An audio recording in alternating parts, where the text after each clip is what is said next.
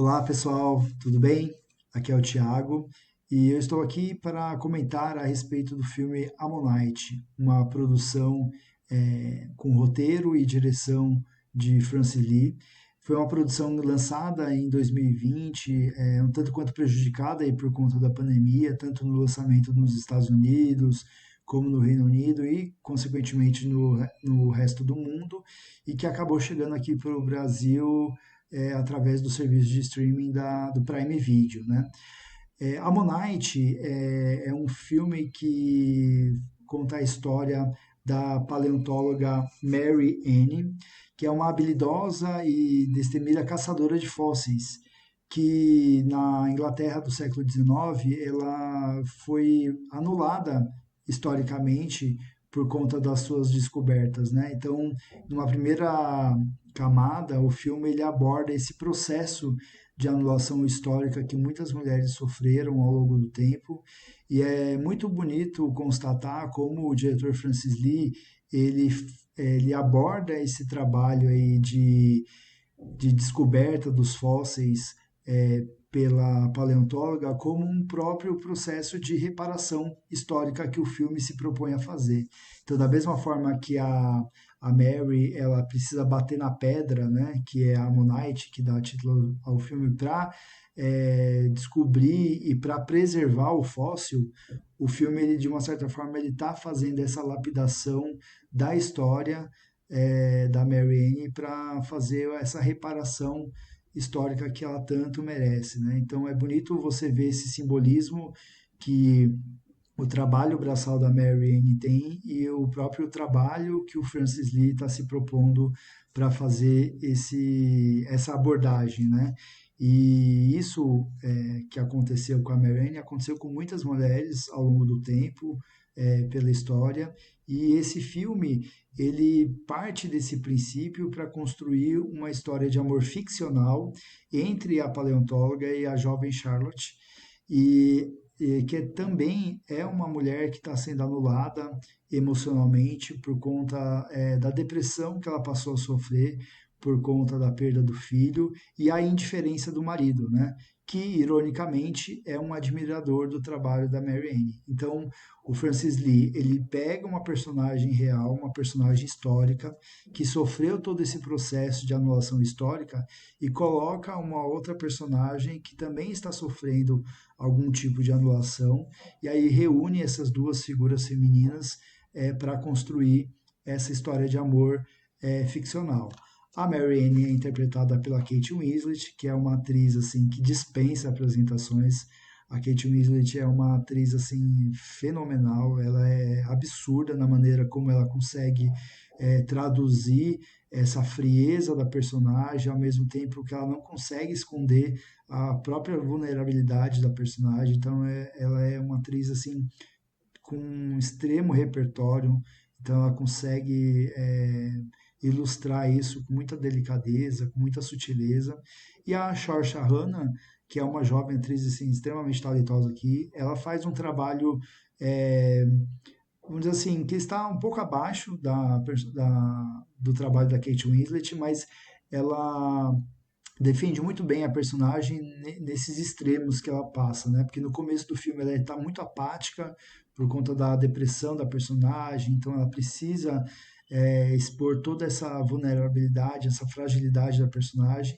E aos poucos, a partir do momento que elas têm essa interação, a personagem vai ganhando mais vida, ela vai conseguindo se tornar mais solar, vamos dizer assim, né? Então ela consegue passar por essa transição entre essas duas vertentes da personagem de uma forma bastante competente. Mas eu diria assim que a atuação mais impecável aqui entre as duas, com certeza, é da Kate Winslet, que é uma atriz assim que eu admiro demais, assim. E é muito bonito como você percebe que mais uma vez um simbolismo que o filme utiliza, né? Que da mesma forma que o trabalho da Mary Anne consiste nessa lapidação da pedra para encontrar o fóssil, a relação das duas é ilustrada de uma maneira muito sensível, muito delicada, existe muito cuidado, atenção e amor envolvido na relação entre as duas, né? E isso é uma coisa construída aos poucos dentro do filme. Então o filme ele tem essa preocupação de fazer com que esse sentimento entre as duas seja algo que realmente está sendo descoberto também, né? Então está sendo lapidado aos poucos. Então é mais um simbolismo assim muito forte do filme que mostra uma coerência interna, né? Entre a, a proposta e essas várias camadas que o filme tem, que é muito importante e que fazem toda a diferença do filme. E é lógico que acho que a principal dificuldade do filme é justamente ilustrar essa sensibilidade, essa delicadeza, através de uma estrutura narrativa cinematográfica, visual, que seja esteticamente interessante. Então, assim, a própria paleta de cores que é utilizada na fotografia, ela parte desse conceito meio acinzentado para fazer com que gradativamente o filme vá assumindo mais cores, o próprio figurino das personagens, elas começam a utilizar figurinos com cores muito sóbrias, e a partir do momento que elas vão se envolvendo cada vez mais, os figurinos passam a ficar mais coloridos, né? Então, esse registro visual dentro de uma história que você pode perceber dentro da narrativa que não existe nenhum grande evento que vai fazer com que a história se movimente, mas sim, nós estamos acompanhando em tempo real a construção de um relacionamento entre essas duas mulheres. Além dessas duas mulheres, o roteiro ele tem a preocupação também de ilustrar outras personagens femininas que passam por processo, passam ou passaram por processos assim de anulação que se assemelham muito com as duas personagens. A própria mãe da Mary é uma mulher assim bastante amarga, bastante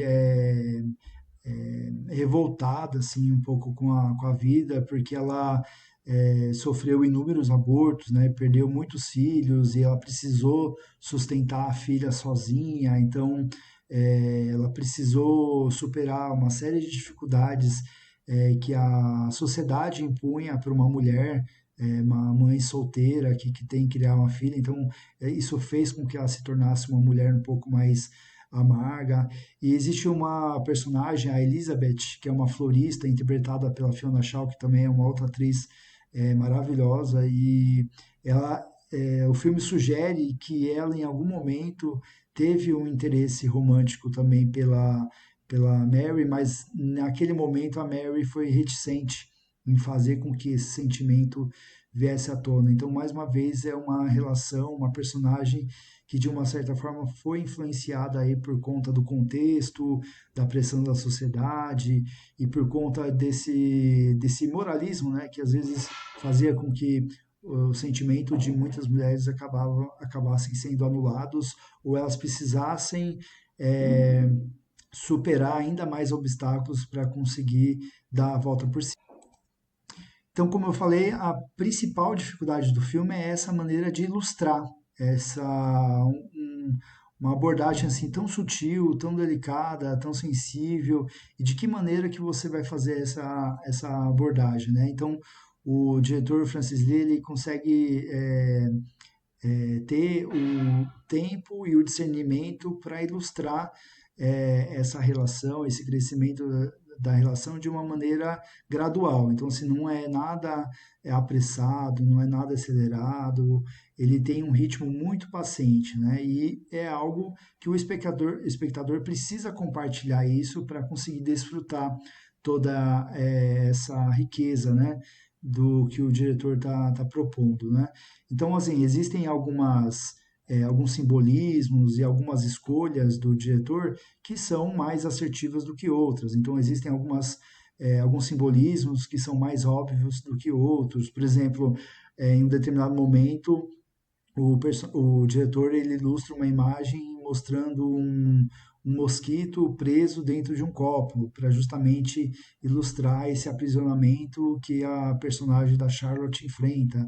Logo no começo do filme, ele já faz questão de mostrar que a Mary Ann nunca levou crédito sobre os fósseis que que ela descobriu. Então mostra uma cena lá de uma determinada pessoa tirando o nome dela da etiqueta do fóssil. Então tem algumas coisas que não são tão sutis, mas na maior parte do tempo o diretor Francis Lee ele é muito hábil para ilustrar isso.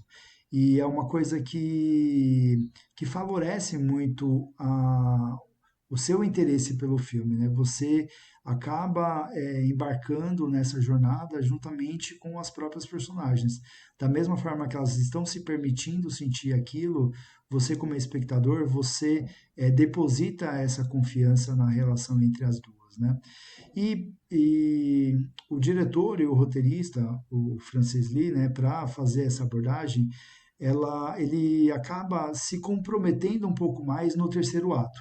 Porque no terceiro ato é quando ele exige que ele tome algumas decisões que são um pouco mais drásticas. Por quê? Porque, logicamente, o filme está se aproximando mais do fim, então ele precisa de algumas decisões, de algumas tomadas, de algumas escolhas que sejam mais definitivas. Então, isso, de uma certa forma, destoa um pouco do tom do filme até então.